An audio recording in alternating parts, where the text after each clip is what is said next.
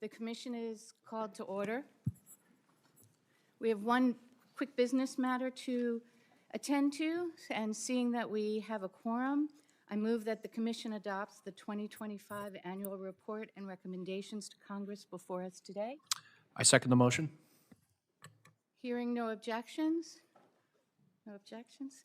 The annual report and recommendations are officially adopted by the Commission.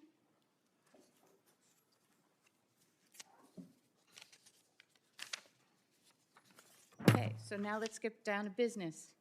And good morning and welcome to the release of the U.S.-China Commission's 2025 annual report to Congress. I am pleased to share once again a unanimous report. Our unanimity reflects the Commissioner's commitment to providing Congress a bipartisan approach toward China policy. I would like to thank the many witnesses, experts, and government officials with whom the Commission consulted throughout the year. I'd also like to thank the Commission staff for their outstanding and tireless work on this report. And I would like to thank my colleagues on this Commission for their collective insight and commitment to our mission. The challenges to U.S. interests posed by China are complex, manifold, and rapidly evolving. Building consensus and proposals for legislative action requires dedication, discernment, and collegiality. It is an honor to work with all of you. Our report this year offers 28 recommendations across technology, economics and trade, and national security. We look forward to briefing members and committees of Congress over the coming weeks and months on our material. Our 2025 report examines how China has used industrial policy at unprecedented scale to position itself to attain first-mover advantage in the technologies of the future. At the conclusion of its Made in China 2025 industrial plan, China now possesses a hypercharged, state-directed industrial commons for manufacturing without historic parallel. China has captured crucial intermediate manufacturing processes that help keep its companies at the center of the global value chains. Without swift and focused action, the United States could face a future where we depend on China for access to the most cutting-edge innovations in fields from medicine to robotics. At the same time, China's broader economy continues to experience malaise and structural weakness due to years of broken promises to rebalance. China's leaders have made clear their primary economic goals are to move up the value chain and reduce dependence on foreign technology. President Xi has also been explicit that he wants to make the world more dependent on China. So we can expect that China will continue massive distortionary policy support for strategic sectors, even if that means slower growth elsewhere in its economy. This results in a two-speed economic model of industrial overinvestment even as the broader economy stagnates. China relies on the rest of the world to absorb the excess production caused by its overinvestment and is on track to set a new record trade surplus of over $1 trillion in 2025, breaking its own record set just last year. This massive outpouring of exports, which we call China Shock 2.0, threatens both advanced and developing economies.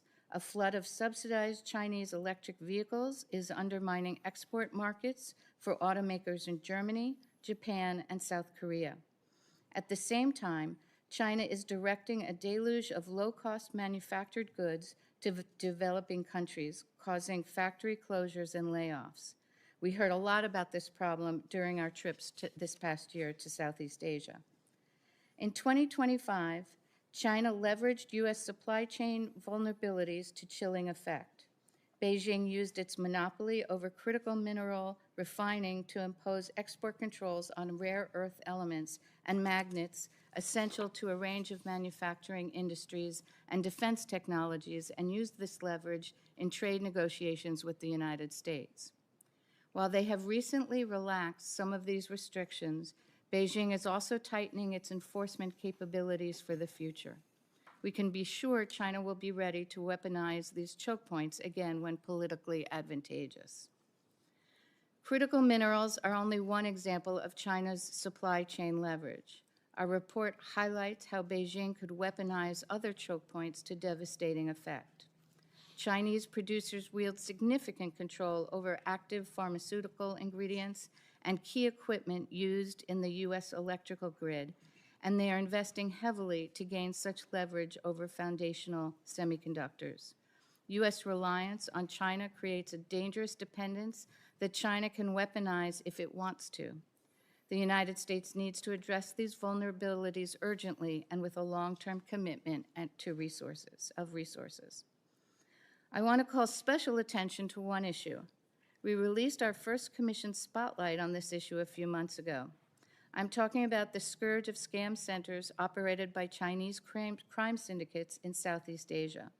Scam centers are both a pocketbook and national security issue. They are defrauding Americans out of billions of dollars annually. Beijing is also exploiting the crisis to embed its domestic security forces in some Southeast Asian countries. While China has helped crack down on scammers targeting Chinese citizens, this has just incentivized the criminal networks to target the United States. Some of the criminal organizations behind scam centers even have ties to Chinese officials. The Commission has a detailed recommendation about ways which Congress can help address the scam center crisis as well. I will now turn to Vice Chair Shriver. Thank you, Chair Price, and I know I can speak on behalf of my fellow commissioners in expressing appreciation for your leadership over this year's annual report cycle, and very much appreciate your dedicated leadership in helping produce this report. I also like to thank my fellow commissioners and witnesses, and also join you in thanking the staff for all the tremendous work that went into producing this report. Over the past year, Beijing's talking points have portrayed China as a force for global stability, but as the report documents, China is anything but, and is engaged in a range of destabilizing activities that threaten the very international order it proclaims to uphold. We're very clear-eyed about China's growing capabilities. They're advancing military capabilities very rapidly, including the introduction of new capabilities, such as self-propelled landing barges, the world's largest amphibious ship, and hypersonic missiles that could target U.S. forward-deployed forces. Their growing capabilities are just one part of the story. They also continue to act very aggressively in the gray zone, particularly in the Taiwan Strait area and the South China Sea. For example, around Taiwan, Chinese incursions into Taiwan's air defense identification zone have increased 15,000% over 5 years, from only 20 in 2019 to over 3,000 in 2024. And they're on pace for even more incursions in 2025. China is also behaving very aggressively in the South China Sea and targeting the Philippines. A number of incidents have occurred, including the near fatal incident of a Philippine mariner. And obviously, these activities could trigger the U.S.-Philippines Mutual Defense Treaty.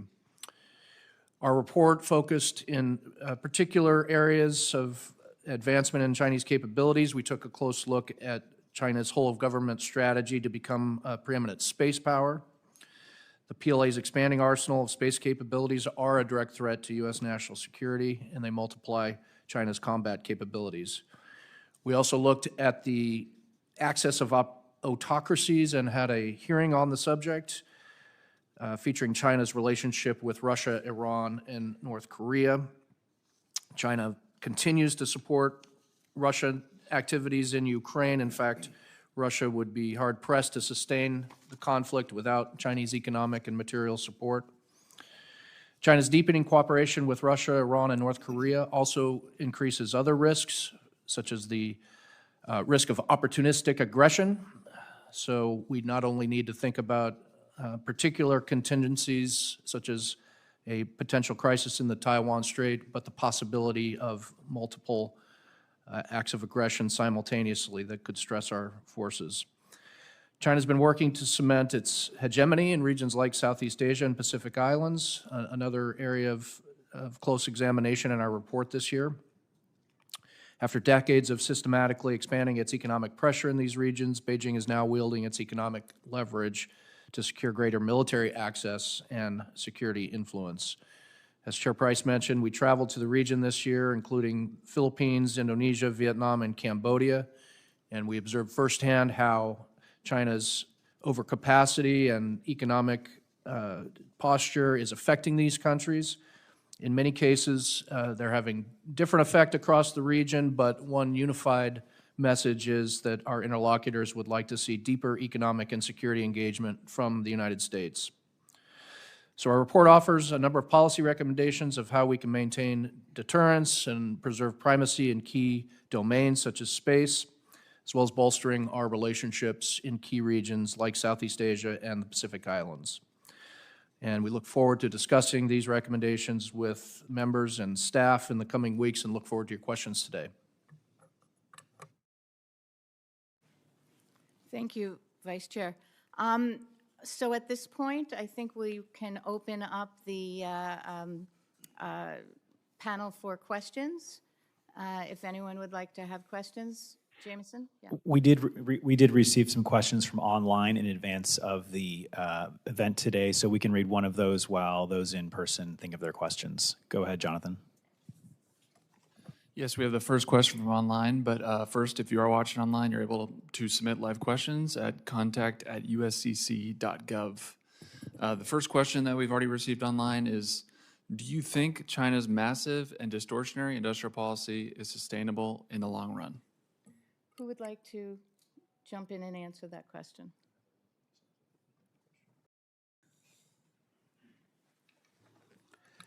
It depends on whether we do anything about it.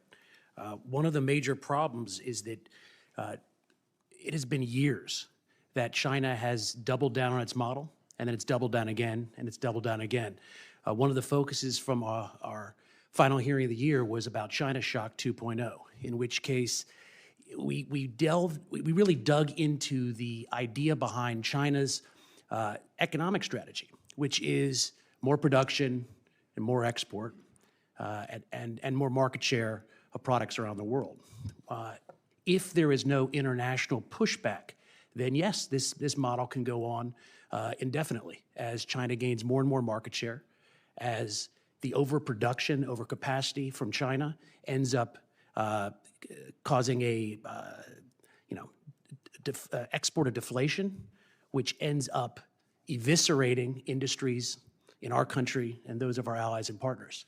So first and foremost, we need to be thinking about how we can put a brake on this economic strategy, which we've seen for several different years. And despite the fact that we've articulated, there's been a tariff plan, there's been trade policy pushback from around the globe, there has not been a change in policy from Beijing.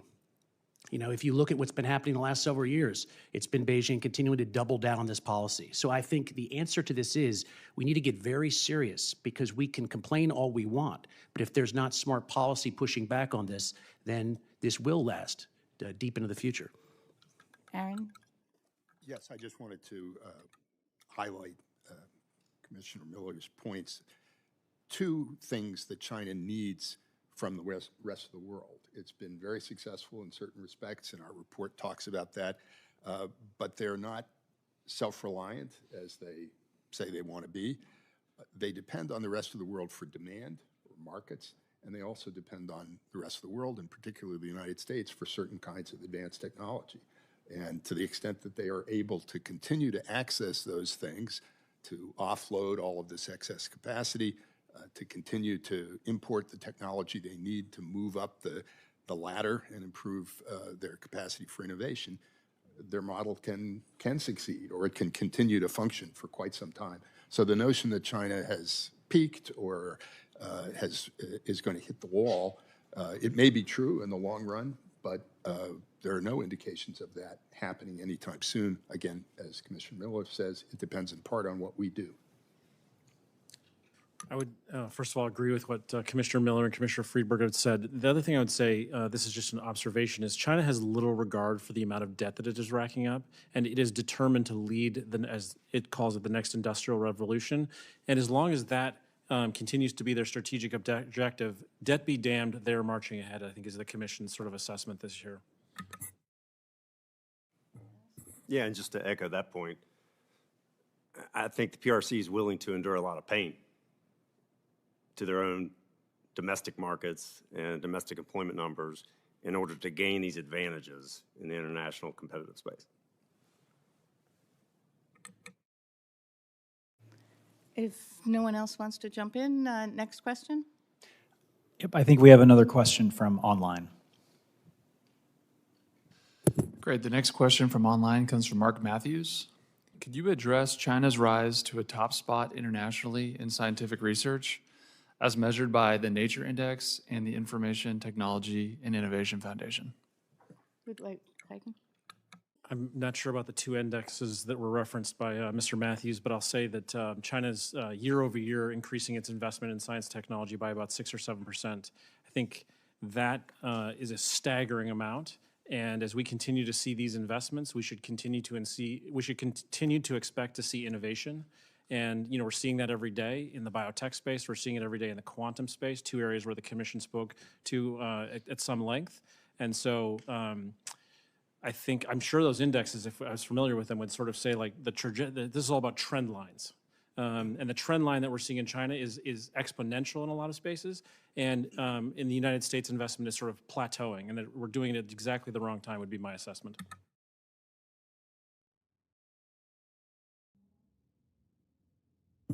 There are various measures that people use to assess China's capacities in scientific development, research and development, and innovation, but almost all of them point in the same direction. They differ in part about the degree. There's another that's worth looking at put out by the Australian Strategic Policy Institute, which identifies a number of high-tech sectors and assesses who is in the lead as measured by research output. And there's been an inversion, basically, of the positions of the United States and China over the last 20 years. So there may be differences about the specifics. There's no question, I think, about the direction.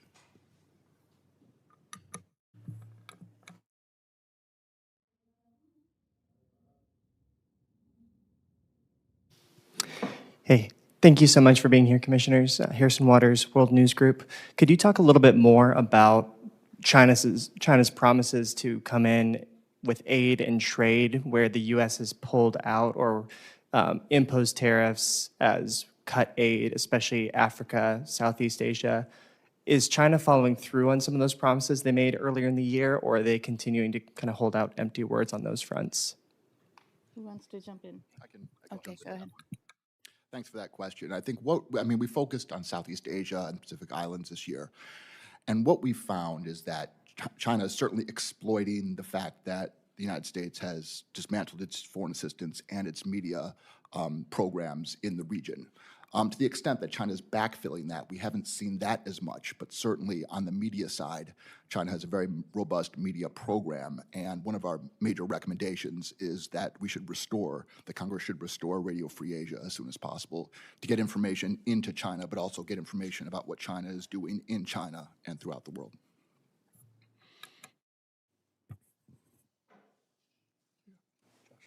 Oh, head. Yeah, one thing I'd add on top of that is, in addition to the recommendation that was just highlighted, as the U.S. has sort of made this shift and things have become more sort of settled, we've seen sort of the U.S. prioritize economic engagement and partnerships in these regions, and that's actually been something that the regions have responded very well to. And so it's, again, shifting a little bit from sort of the traditional model of foreign aid and actually prioritizing business development. And that's something that, again, we're seeing kind of it's in its infancy right now, but the administration is kind of pushing in that direction. We touched on sort of the advantages of having those types of partnerships and alliances throughout the report. And so, again, we think that kind of is providing some sort of counterbalance there. Next. Hi, I have a few questions on the matter of Taiwan.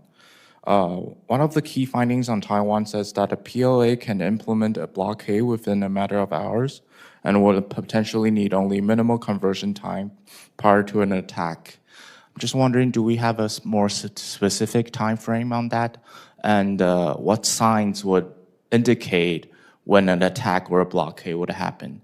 And I've seen some alarming date like 2027, 2035, and 2049. I'm just wondering, is 2049, could we say that 2049 is the ultimate date for invasion, or how sure are we on these dates? Thank you.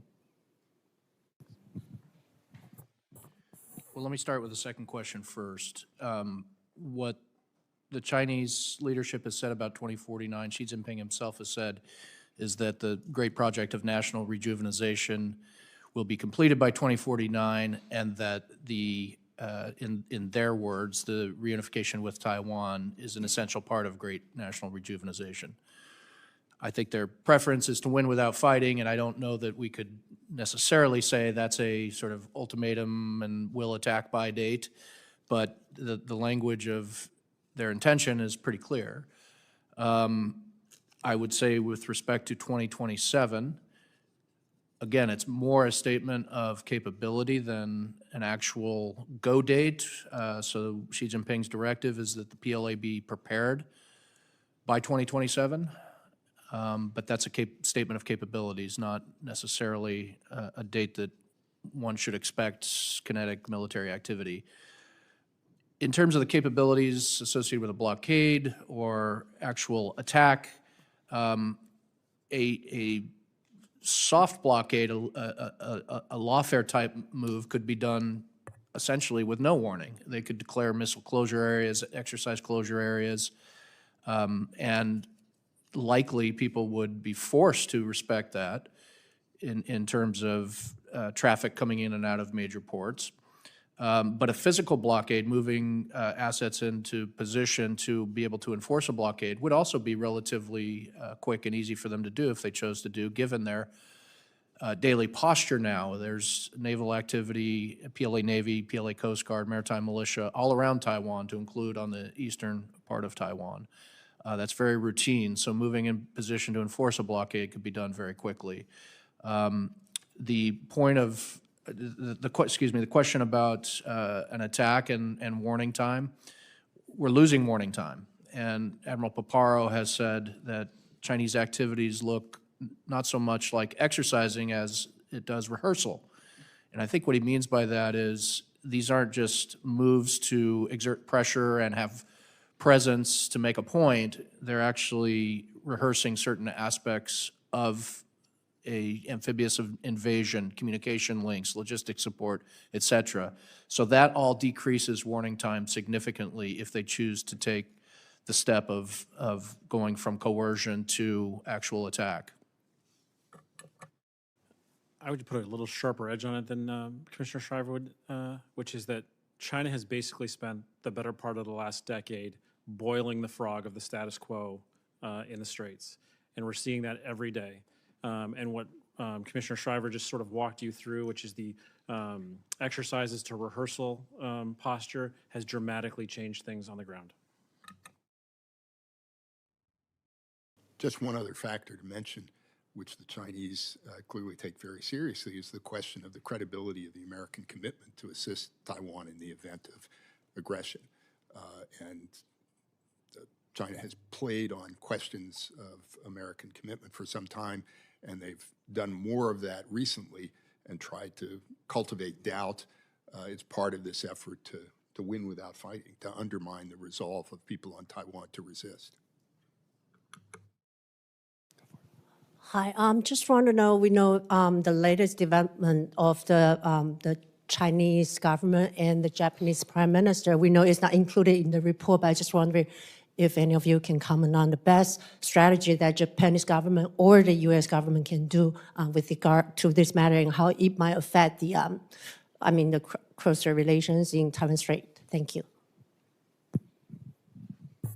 The statement by the Chinese Consul General in Osaka is absolutely outrageous, particularly in light of the political assassination of Shinzo Abe very recently to actually threaten the life of the Prime Minister is outrageous. Japan's government is perfectly capable of making decisions on how to address that without advice from any of us, but it seems to me it should be disqualifying for future office in Japan, for sure. And let me just say that throughout the report, underpinning every recommendation is the strong relationship, continuing the strong relationship between the United States and our allies and partners, especially Japan, and how important that is, especially when you have this axis of autocracy and you have China working closer with Russia, Iran, North Korea, and others, and how important that is. And so, to the extent that the U.S. has the strongest possible response in support of Japan is important.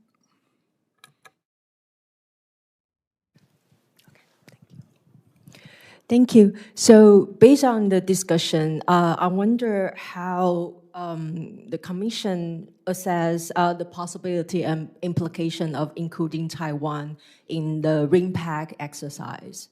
Do you have any thought about that? Thank you.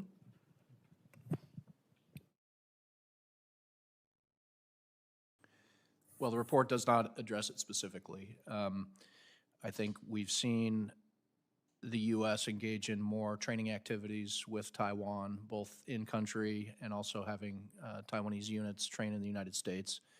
I have a personal opinion on this, which is I think RIMPAC is a large international exercise that is at a very sort of basic level of operation. We sort of trim down to the lowest common denominator, and it's a very large exercise with many countries. I would prefer to see more training and exercise bilaterally with the U.S. and Taiwan that would be more dedicated to the types of military challenges Taiwan faces, and perhaps even trilateral or multilateral with countries in proximity to where a contingency might be, so Japan, Philippines, et cetera. So again, personal opinion, not something that the Commission addressed specifically.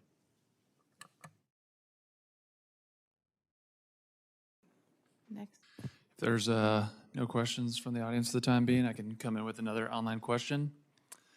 Most people in Pacific Island countries do not want to be forced to choose sides in U.S.-China competition and do not want to be treated as pawns in that competition.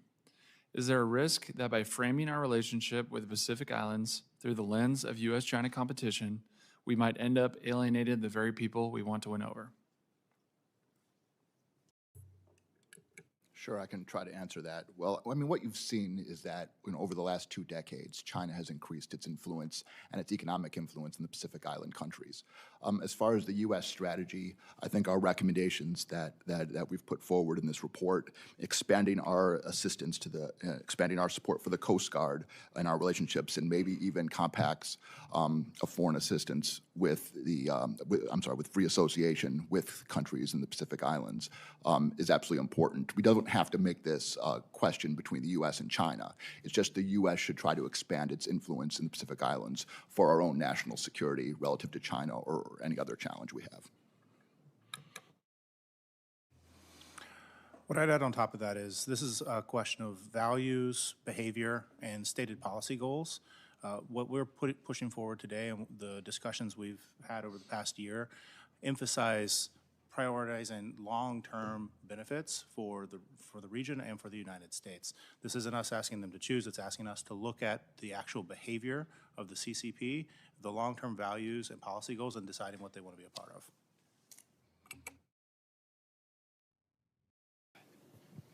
Hi, Estelle Atkinson, Global Investigations Review. So one of your recommendations was to create a unified economic statecraft entity in order to modernize the U.S.'s approach to countering evasion tactics. And I was just hoping you could elaborate on what it is about this moment that mandates a more cohesive effort to protect American technologies and what that would ideally look like in practice. I'll start off, and I'm sure some other commissioners will want to chime in. I think the conclusion that we came to over the course of this year and probably a little bit last year is that we essentially have a number of organizations across the executive branch that have critical roles in the sanctions ecosystem and in the export control ecosystem. And honestly, in the larger sort of financial ecosystem as it relates to sort of outbound investment and a variety of other areas. And what often happens in this ecosystem is that you essentially have the equivalent of feudal states arguing over what they believe to be the most important or the most critical thing to do.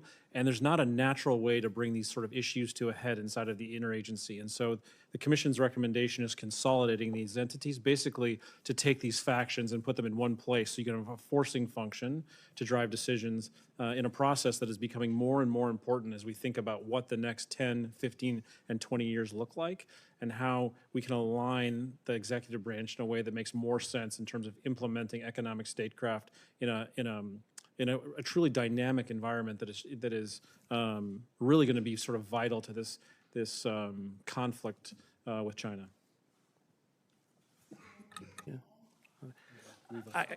I think we also need to be open-eyed about the structural disincentives we have in this current system.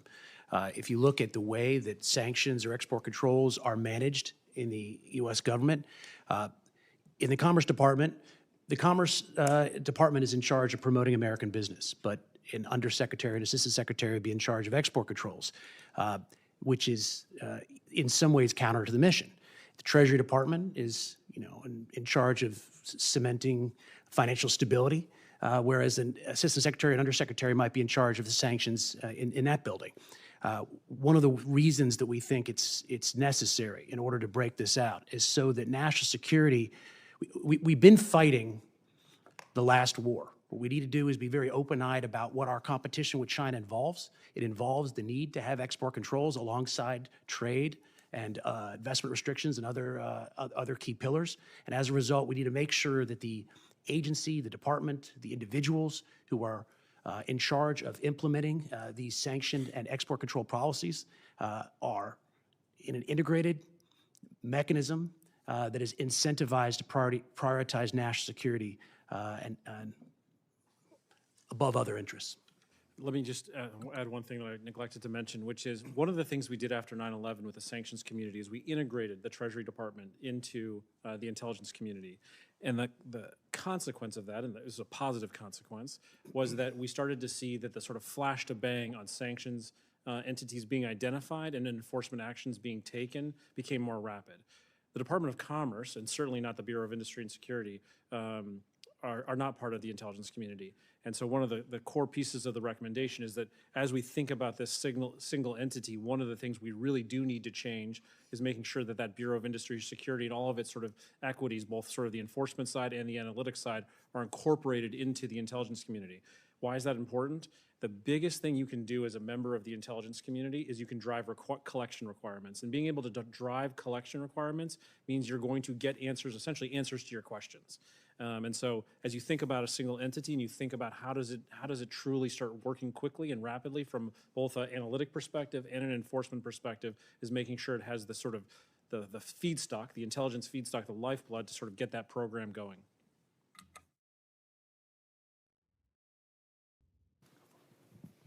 Hi, Rhea Jain, National Security Commission on Emerging Biotechnology. It seems that a lot of the report touches on a number of emerging technologies, from AI to biotech to quantum computing. But today, China pumps out even more STEM PhD graduates than the United States does. How do we compete with China's larger population size and investment over the past 20 years to continue to lead the world in these technologies? Is it inevitable that they lead, or do we have an alternative strategy to combat that? Thank you.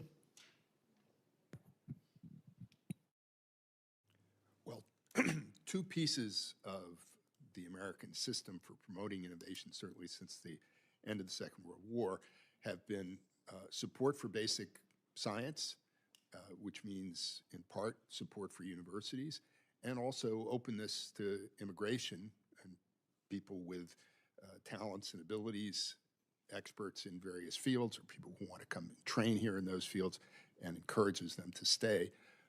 Those are two critical aspects of the policies that have gotten us to the position of leadership that we still have.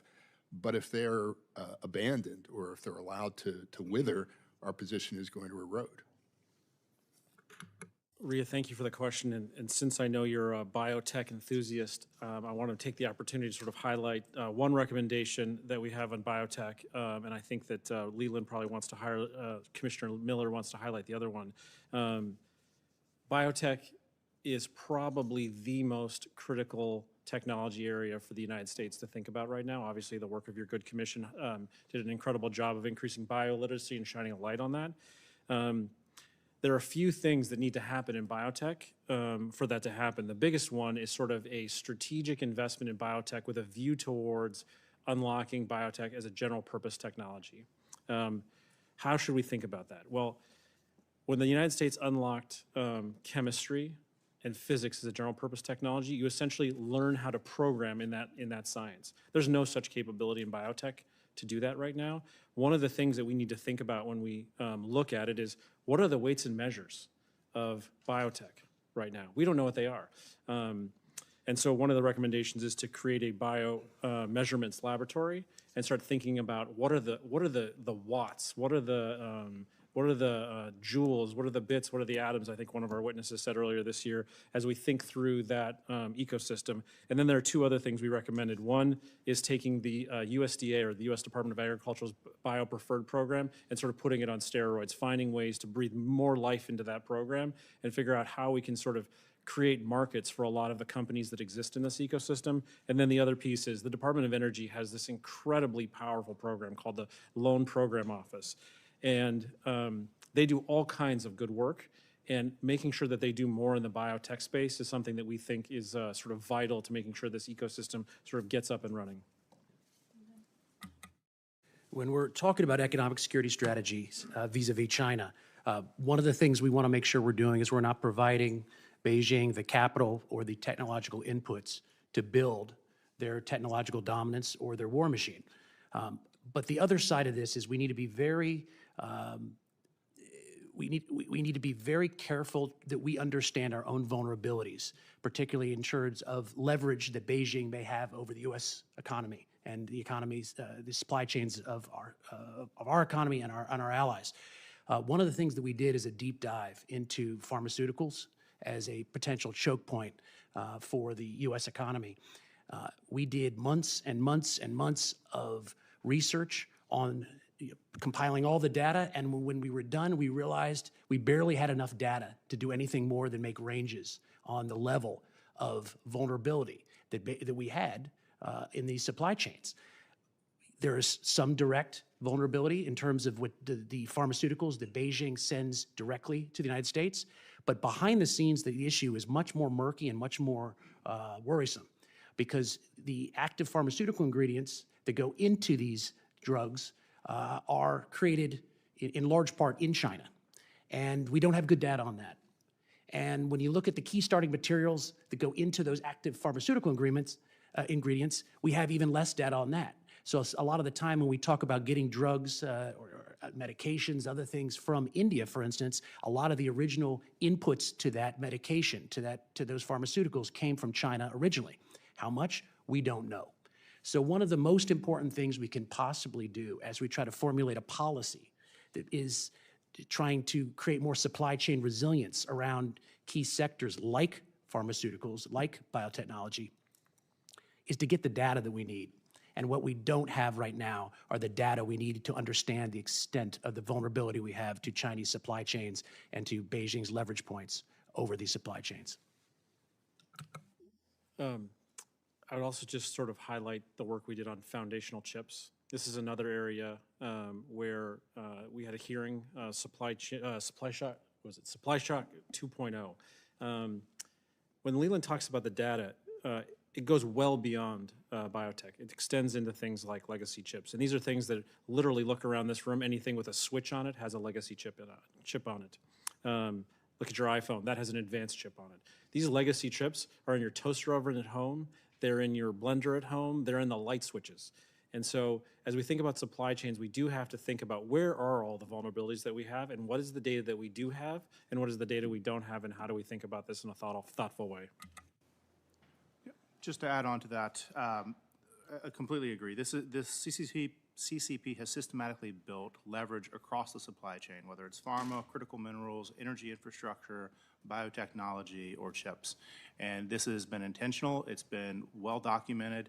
We do need more data. I completely agree. But there's also an aspect of this that I think gets sort of glossed over, and it goes directly back to your question, and that is, can the U.S. compete? absolutely, the United States is built to compete, we're built to innovate, and we can out-innovate, but we have to start prioritizing it and doing it at scale.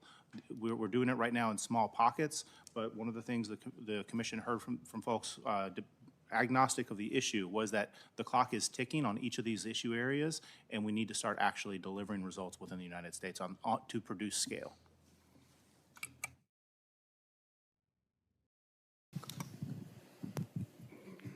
Hi, thank you. Quick question on this supply chain. So you guys mentioned that, quick question on the supply chain. So recently we heard Treasury Secretary Bison mentioned that we want to decouple. We want to de-risk, not decouple, especially in the rare earth side. But how long? So what's the realistic timeline on that? Because we know that China's dominance on that, it's been decades in the making. So is there like a realistic timeline on that? Because the 1-year extension they just gave is not going to be enough. So I won't be surprised like they're going to play the same card again at the end of it. And the second is the second question is, we all see that China is increasing purchasing gold in the past, especially 2 years, as an attempt to de-dollarize. And what's your view on that?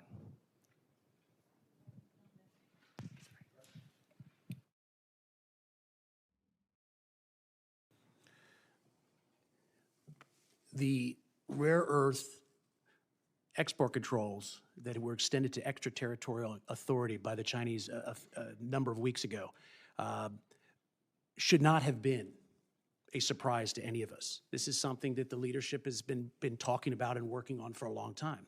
It's not something now that Beijing has announced it and put into play that they will ever trade away.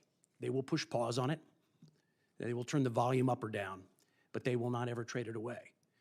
Over time, they'll get better at enforcing it, and they will extend it in all likelihood to other sectors that we're focusing on, whether it's pharmaceuticals, whether it's foundational semiconductors, whether it's printed circuit boards, other issues that we should be worried about. So I think the most important thing here is to realize that this is a part of the conversation now. And this is enormous leverage that Beijing is simply not going to trade away. The message should be loud and clear in the United States and to allies and partners that we need to do something about it immediately and quickly.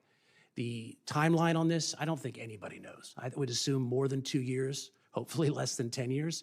But it's not just about sourcing critical minerals, for instance. It's about the processing that goes along with it. The Trump administration has leapt into action on this. There have been a number of different deals, both domestically and with our allies in Australia, developments in Malaysia. Obviously, Mountain Pass was a major development domestically in which the United States government not only took what was essentially an equity stake, but also put a price floor to say, this is not an economic issue anymore. This is a national security issue, and we are going to get where we need to go, regardless of what the economics are and regardless of what price pressures Beijing wants to put on this industry. I think that's the right way to go. The question is always, are we doing it fast enough? And hopefully the answer is going to be yes.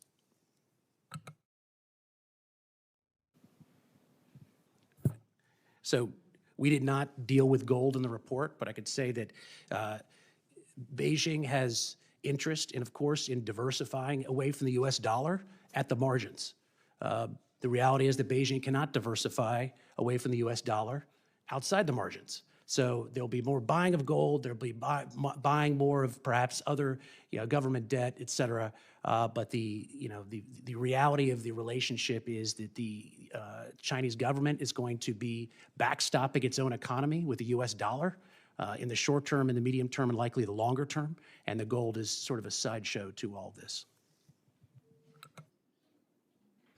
One point on that, although there has been minimal progress towards de-dollarization for exactly the reasons that Commissioner Miller mentions, and it's likely that the dollar will remain the dominant medium of exchange and store of value in the international economic system.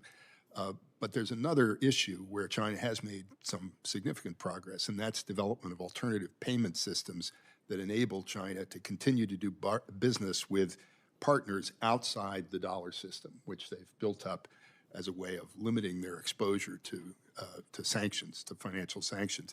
And they are now doing a significant portion of their trade through those payment systems and avoiding the dollar system. So it's not getting away from the dollar, but it is limiting their vulnerability to sanctions. And there are a number of countries like Russia that welcome the opportunity to conduct their business in that way for the same reason. Commissioner Friedberg brings up a very good point. There's actually a paper that we just put out on sanctions evasion, export control evasion that I'd recommend everyone just take a look at. It highlights a lot of the things that Commissioner Friedberg just highlighted.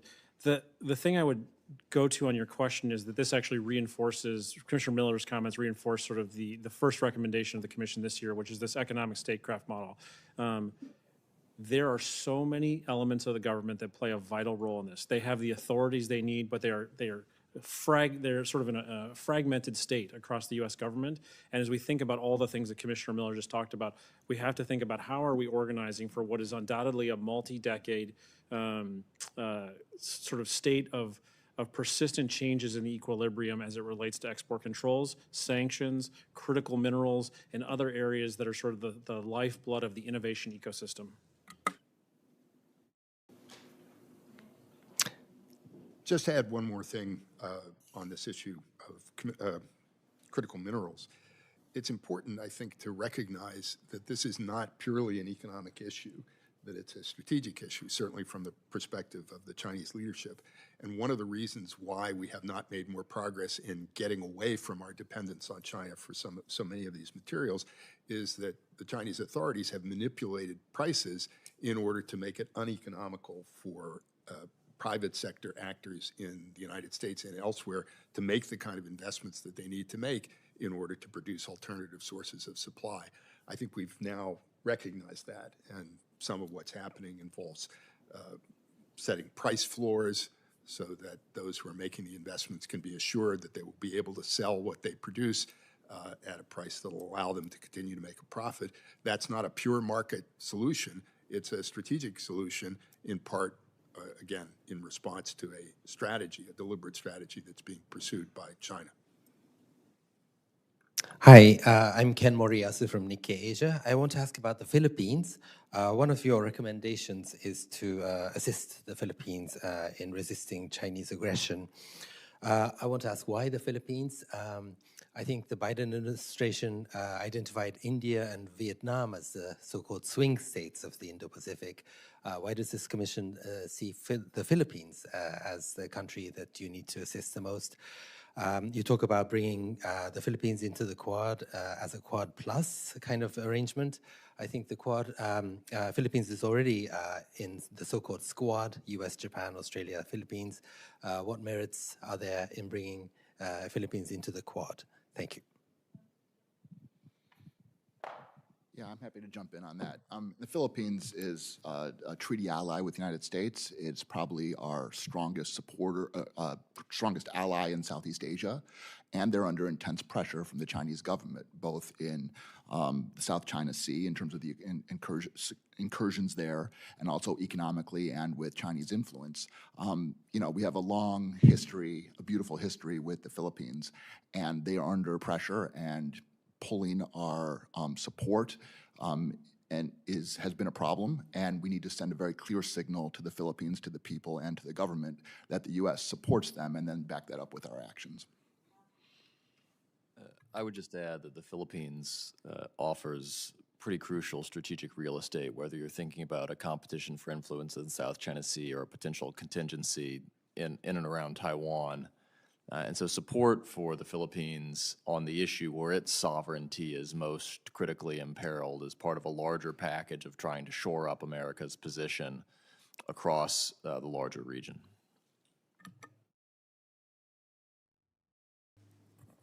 I agree with all those comments. They're spot on. We also have a recommendation related to Taiwan, where we suggest that Taiwan open up a foreign military sales case, where they can actually contribute to U.S. force posture initiatives in the region. So in other words, Taiwan could help pay for the development of ectosites in northern Luzon because they are directly related to deterrence and the U.S. ability to defend Taiwan if the political decision was made to do so.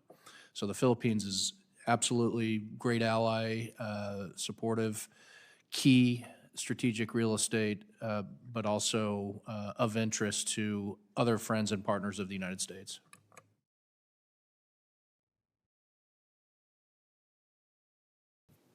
Hello, hi, I'm Tolu from Carnegie Mellon University. This question is mainly research-based. I have two of them. With regards to university research, have you found that it is making its way through channels sanctioned through countries via China? And the report mentions the Autel Robotics establishing a Russian drone production facility. Could you explain briefly about the Autel Robotics, and have there been any research collaboration involving them or any universities that come up? Anyone want to jump in? We haven't spent a lot of time on universities per se, but. I think one of the things that I'll sort of zoom out on your question a little bit. I'm sorry to do that to you. I think that the observation of the commission really over the last decade and probably beyond is that there is a persistent effort by the Chinese government and its intelligence services to steal intellectual property from universities, from businesses, and from any entity that it finds value in. And so this is something the Commission's documented for a long time in an area where we continue to keep a close eye on things. Hi, cool. Thanks for taking our questions. I'm Travis Brubaker. I'm at E3G, which is a climate and geopolitics think tank. Region where we see that really most intertwined is the Indo-Pacific, specifically the Pacific Island Forum, which recently came out and said that climate change is the #1 national security interest for most of those countries. So I was wondering if you could speak to that, and then how that might impact U.S. influence in the region. Thanks.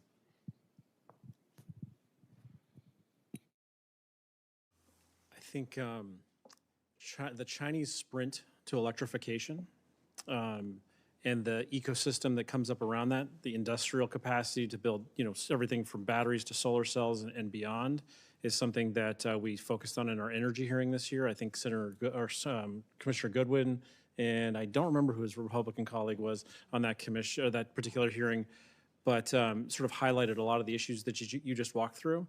It is something that also got talked about in our supply chain hearing as well. And it has really allowed the Chinese to acquire everything from material science to materials to sort of the know-how to build and make more efficient batteries, more efficient solar cells. And it's really enabled them to then export that essentially to other countries that are sort of share their view on electrification and the urgency with which it needs to be pursued. Now, they're also talking out of sort of both sides of their mouth. We continue to see the Chinese build more coal plants than anyone else in the world. So, they're sort of having their cake and eating it too in this space. And so that's something that we're keeping a close eye on. Certainly want to echo those sentiments, and that is an issue of paramount importance in the Pacific Islands, but it can't be divorced, as Commissioner Kuiken said, from these other initiatives that the PRC has going on. And it follows a familiar refrain: massive state support to support domestic initiatives, in this instance, the electrification of their economy. But it also serves a broader objective, which is to transform their industrial base and their manufacturing base and to gain advantage into energy markets and the manufacture of advanced energy and clean energy components. And then, of course, they use that leverage to gain advantage and ultimately control or dominance in global supply chains. So the question is, what are we going to do? How do we build resiliency into our supply chain and that of our allies and partners, especially with regard to the grid and critical energy infrastructure, given the potential for espionage and disruption? We even heard from one witness that the concern with regard to certain components in grid infrastructure shouldn't simply be contemplated as part of isolated incidents of cyber theft or cyber espionage. Instead, viewed as part of a broader objective by the PRC to pre-position disruptive capabilities into our grid, certainly risk that the U.S. simply cannot afford to take. Let me just chime in here. Climate change is an existential threat to the existence of Pacific Island countries. It is central to their priorities and what's important. The U.S. has traditionally supported these programs in terms of mitigation and other climate change priorities, and our recommendation gets into that in terms of supporting those programs.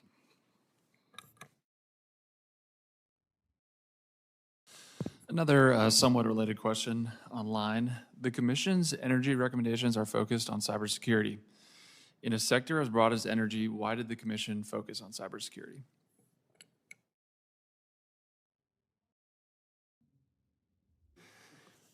Well, again, just given the risk. Again, referring to the witness that testified before us at our energy hearing, the notion of potential disruption, especially of internet-connected devices, and devices could be remotely accessed, are simply risks that the U.S. can't afford to take with regard to critical energy infrastructure, especially as demand for electricity is growing in the United States. And as demand grows, that's going to place increasing strain on our existing infrastructure and create the need for expansion. As we grow and expand to meet this growing demand, we need to pay attention to these security concerns. And it follows a familiar theme, as we've talked about with regard to biotech and quantum and other recommendations throughout the report. Identify dependencies, map our supply chains, identify dependencies, then try to build resiliency. And that's going to take investment. And that's going to take investment in universities, as Commissioner Friedberg said, in advanced manufacturing, in American workers, in education and workforce development, and in critical supply chains. There's also a link between cybersecurity and potential military or political crises the United States might face vis-a-vis China. It seems altogether probable to me that at the outset of a Taiwan contingency, for instance, China might try to immobilize the United States through cyber attacks on critical infrastructure, including energy infrastructure. So that's another reason to front-load that part of the challenge.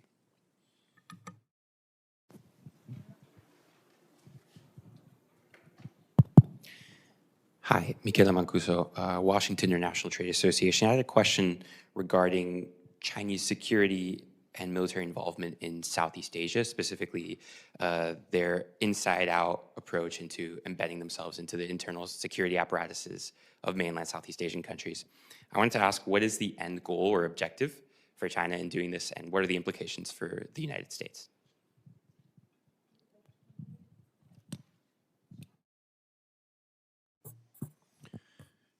Well, the Chinese have increasingly used the PLA as another arm of their diplomacy and attempts to create influence and leverage.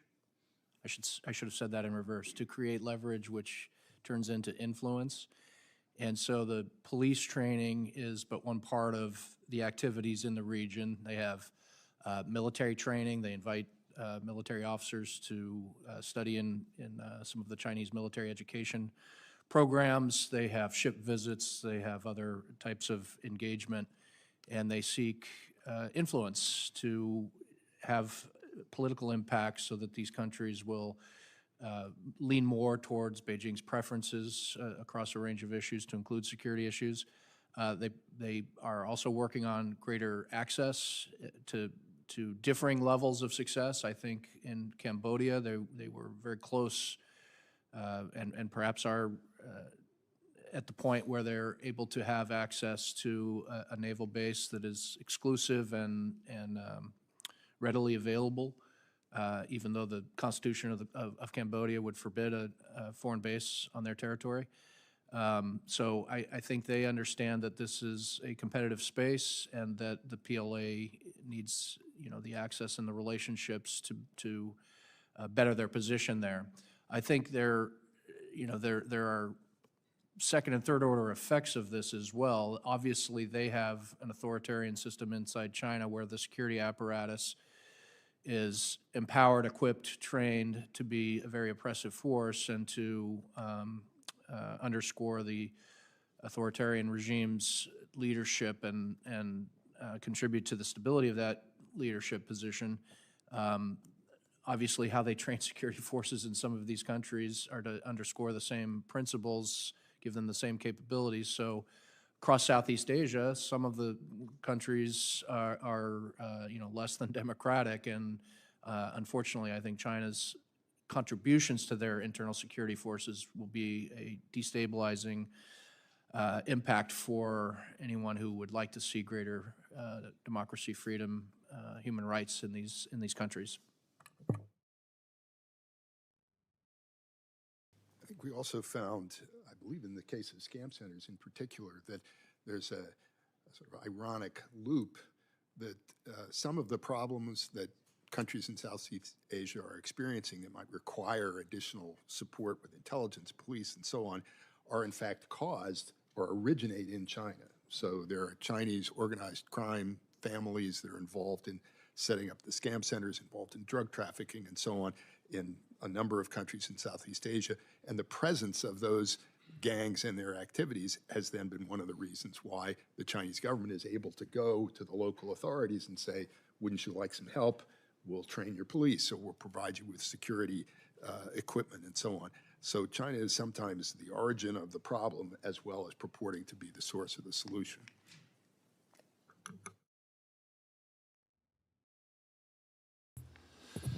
Another question from online. Your recommendation covers military, civil, and commercial space efforts the United States needs to make in order to maintain ahead of China in space.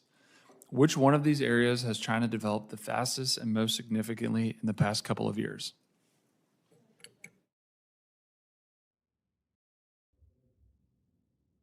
Sorry. We had a hearing on space this year. Commissioner Sims, who is unfortunately not here today, was my co-chair. This is an area where I used this analogy yesterday, which is the United States has an incredible space program, whether it's the civilian program, the military program, or the intelligence program.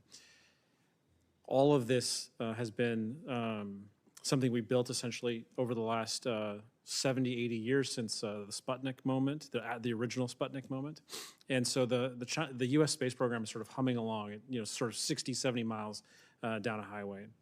The Chinese just got started, probably 5, 10, 15 years ago. Their car is racing down the road at 115 miles an hour. So they may have started behind us, but they're coming up fast. We heard from General Saltzman. I think he used the word mind-boggling when describing the Chinese military space program. And that's launch, that's manufacturing, that's deployment of satellites into space.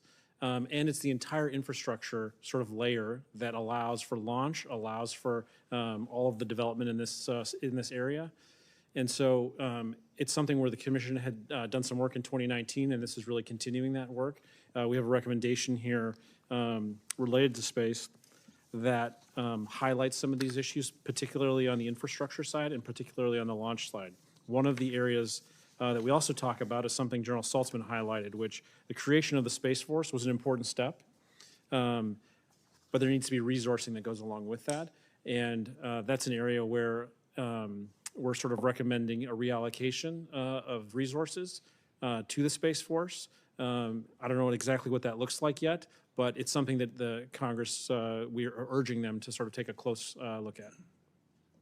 Hopefully that answered your question. So I actually want to add something onto that, Reva. So in addition to everything Mike just laid out, which is absolutely on point, the CCP is leveraging civil and military. So this gets to kind of back to the question. They don't just have a military application here, they're leveraging both. That's part of the way, it's all funded by the government or largely funded by the government, and it's allowing them to transform at an incredibly rapid pace. And so agree with sort of the recommendation there at the end. We've also got to recognize the fact that they're doing this, and this gets back to something Commissioner Miller touched on earlier, is we've got to make sure that the United States and entities here in the United States aren't helping sort of those civil components speed up faster by financing them. We got plenty of online questions, so I'll keep going. The report discusses how China is flooding the rest of the world with exports. Given the WTO and other trade agreements, can other countries do anything about that? What policies does the Commission recommend to address this problem?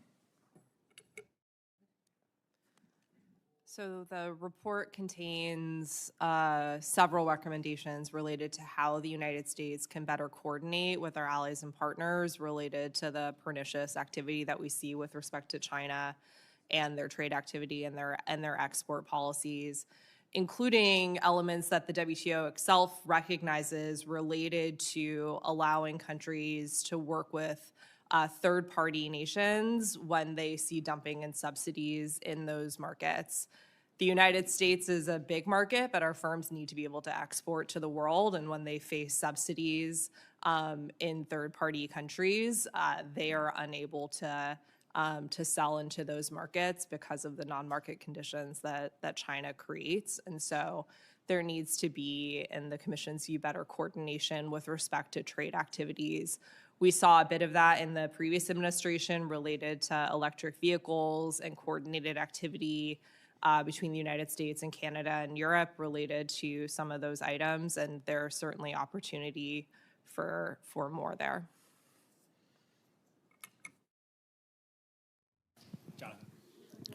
If I could just add on that, this is an area where cooperation between the United States and other countries is really critical if there's going to be anything resembling an effective way of responding to China's enormous outpouring of manufactured goods. So there's a link between the China Shock 2.0 and the requirement for cooperation in imposing some uniform barriers on Chinese exports, which are subsidized and therefore underpriced. If only the United States raises protective barriers, those goods are going to flow into the markets of other countries and do damage to them, including to our friends and allies. So cooperation is really essential to deal with this problem. Hi, I have one more question, and I will introduce myself. My name is Mark. I'm from United Daily News, based in Taiwan.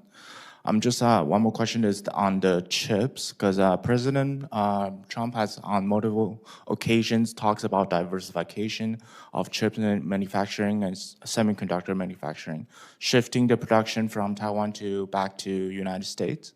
I'm just wondering what's a good balance of the chip manufacturing of those production in United States and Taiwan, because Taiwan also keep those production as part of its economic deterrence. So I'm just wondering what's a good balance. Thank you. Glad to start. Look, we as a country have an advantage when it comes to the contest on AI as it relates to China, and that's due to chips. And that's why you see in the report, both with the economic statecraft recommendation as well as kind of bolstering existing controls at BIS, why that's so important. The question is, where would we be right now without controls over the last several years, even starting with the first Trump administration and through the last administration? Where would we be vis-a-vis China and AI without those controls? I think you've seen with the Congress over the last half a dozen years recognize the strategic importance of onshoring chip manufacturing in this country, and that's what you see executed through largely the CHIPS and Science Act, a bipartisan bill.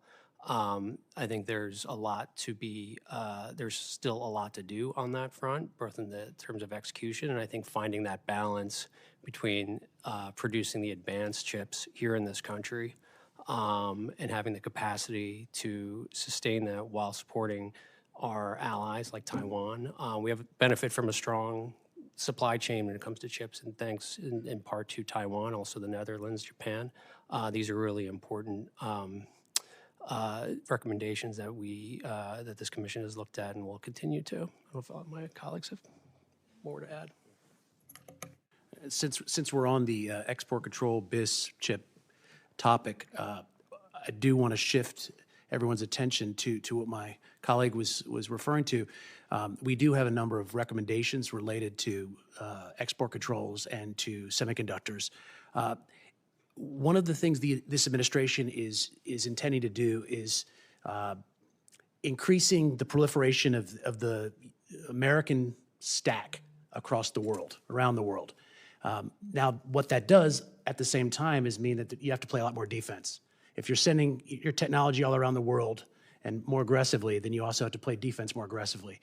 We could just raise our hand and say the Bureau of Industry and Security needs more money and they need more manpower. They need more resources. Of course, that's true. But we were also trying to be a little bit more creative. And so some of the things that we suggested in our recommendation have to do with technological ways of regaining some of the advantages that we can potentially lose if we're not careful. One of them is chip tracking technology, so that we know if a bunch of chips are being diverted to places they shouldn't be going, then we'll be able to track that. Seems rather a no-brainer to a lot of people, but maybe not. You know, another one of them is that we should reevaluate the entire model of how we sell our advanced chips. So we sell chips right now, where they physically go over a border, they disappear, we lost them forever.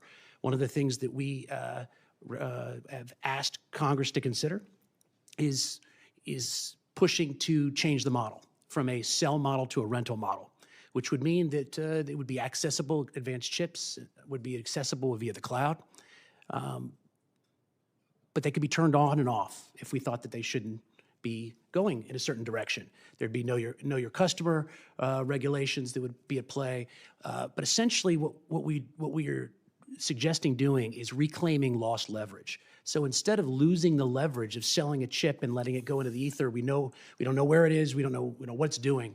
We'd say, look, we're gonna maintain control over these advanced chips. It'll be a political decision which chips we sell, but once we decide which chips we sell, we'll be doing it through a rental model, and that'll allow us to maintain a leverage all the way through.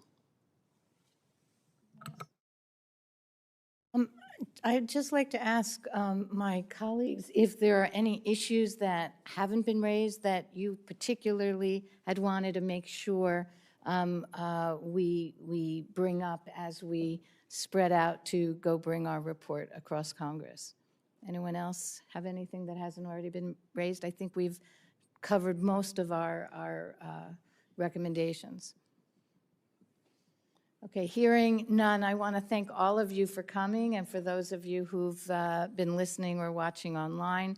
Again, all of our materials can be found at uscc.gov, and both the executive summary, the full report, and all of the other research materials on Made in China 2025, sanctions.